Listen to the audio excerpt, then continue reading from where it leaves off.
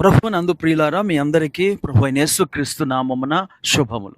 సప్త సోపాన సందేశము అనే కార్యక్రమానికి మరోసారి మిమ్మల్ని అందరినీ ప్రేమతో ఆహ్వానించుచున్నాను. నేటి సప్త సోపాన సందేశము మనము ఏ విషయాలలో జాగ్రత్తగా ఉండాలి. నేటి ధ్యానం కొరకు కొరింథీయులకు రాసిన 2వ పత్రిక 8వ అధ్యాయము 7వ వచనాన్ని చదువుకుందాం.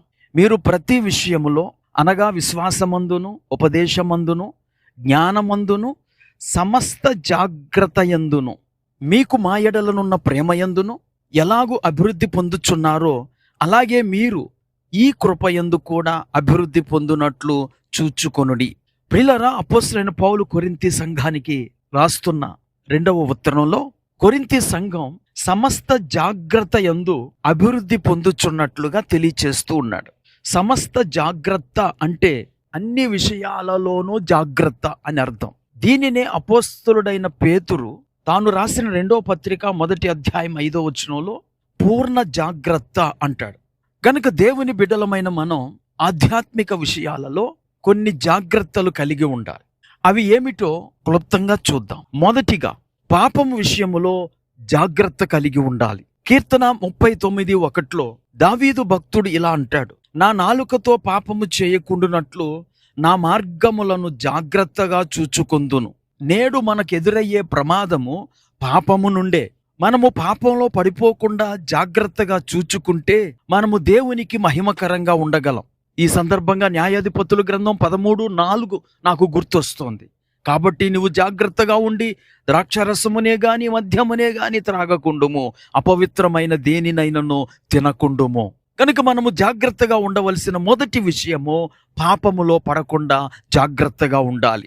రెండవదిగా మనము విను విషయములో జాగ్రత్తగా ఉండాలి. దేవుడు మనకు పంచేంద్రియాలను ఇచ్చాడు.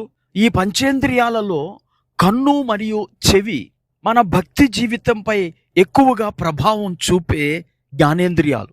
మనము వినే వాటి విషయములో జాగ్రత్తగా ఉండకపోతే మన భక్తిని పాడు చేసుకుంటాము, అలాగే మన కుటుంబ జీవితాల్లో కూడా నష్టాలను ఎదుర్కొంటాం. మార్కు రాసిన సువార్త 4వ అధ్యాయం 24వ వచనంలో యేసు ప్రభు వారు ఇలా అన్నారు, మీరేమి వినుచున్నారో జాగ్రత్తగా చూచుకొనుడి. అనేక మంది కొండెములను వింటూ ఉంటారు, చెప్పుడు గొండు మాటలను వింటూ వారి కుటుంబాలను, కెరీర్ను పాడు చేసుకుంటూ ఉంటారు. మీరేమి వినుచున్నారో అనే విషయానికి వస్తే చెప్పుడు గొండు మాటలే, అపవిత్ర మాటలే కాకుండా దుర్బోధలు కూడా మన భక్తి జీవితాన్ని పాడు చేస్తాయి. అవి మన విశ్వాసాన్ని బలహీనపరుస్తూ ఉంటాయి. కనుక దుర్బోధలను మనము అవాయిడ్ చేయాలి. మూడవదిగా దేవుని వాక్యము విషయములో జాగ్రత్తగా ఉండాలి.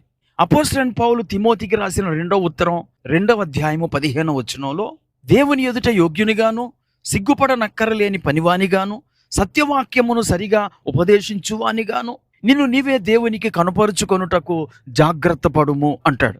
ఇక్కడ దేవుని వాక్యాన్ని సరిగా విభజించేవానిగా ఉండుటకై జాగ్రత్త పడాలి అని పౌలు తిమోతికి సూచిస్తూ ఉన్నాడు.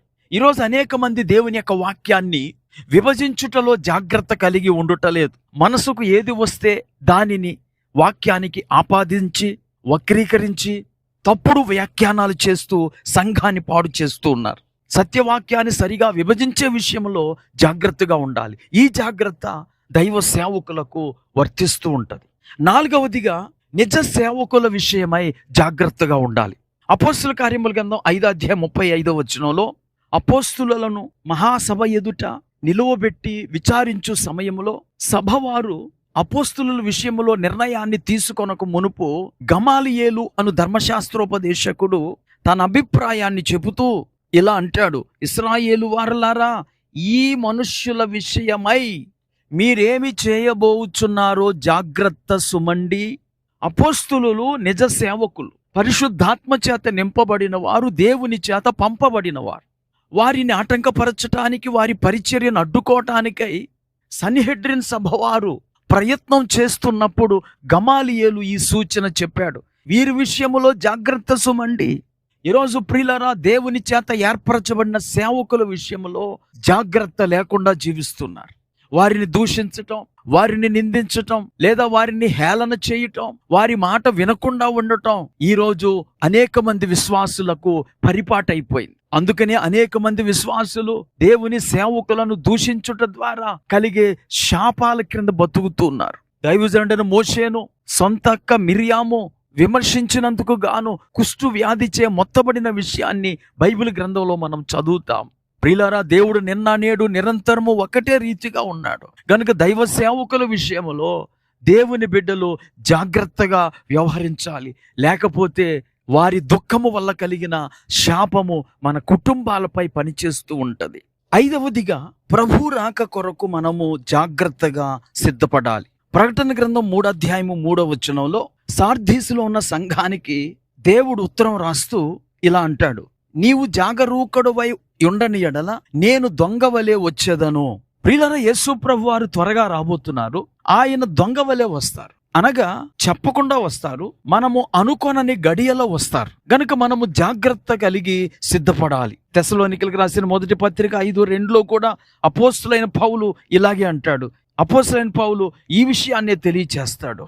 రాత్రి వేళ దొంగ ఎలాగూ వచ్చునో అలాగే ప్రభు దినము వచ్చునని మీకు బాగుగా తెలియను. గనుక ఈ మాటలు వింటున్న ప్రియ స్నేహితుడా, సోదరి, మన ప్రభువు వచ్చు వేళ మనకు తెలియదు గనక ఎల్లప్పుడూ మెలకువగా ఉండి సిద్ధపడాలి. ఆరవదిగా, సమయం విషయములో జాగ్రత్త కలిగి ఉండాలి. అనగా సమయాన్ని పొదుపుగా జాగ్రత్తగా వాడాలి. ఏదైనా ఒక పదార్థము దొరుకుట లేదనుకోండి, దానిని మనం ఎంతో జాగ్రత్తగా వాడతాం. అలాగే సమయము కూడా విలువైనది, మనము వృధాగా పోనీయకూడదు. ఎఫెసీయులకు రాసిన పత్రిక 5:15 చూడండి. దినములు చెడ్డవి గనుక మీరు సమయమును పోనీయక సద్వినియోగము చేసుకొనొచ్చు, అజ్ఞానుల వలె కాక జ్ఞానుల వలె నడుచుకొనున్నట్లు జాగ్రత్తగా చూచుకొనుడి. అనగా సమయమును వినియోగించుటలో జాగ్రత్త కలిగి ఉండాలి. ఏడవదిగా, విశ్వాస విషయములో జాగ్రత్త కలిగి ఉండాలి. ఇశ్రాయేలీలు ప్రతిరోజు దేవుడిచ్చిన ఆహారాన్ని తింటూ ఆయనపై తమకున్న విశ్వాసాన్ని పోగొట్టుకున్నారు.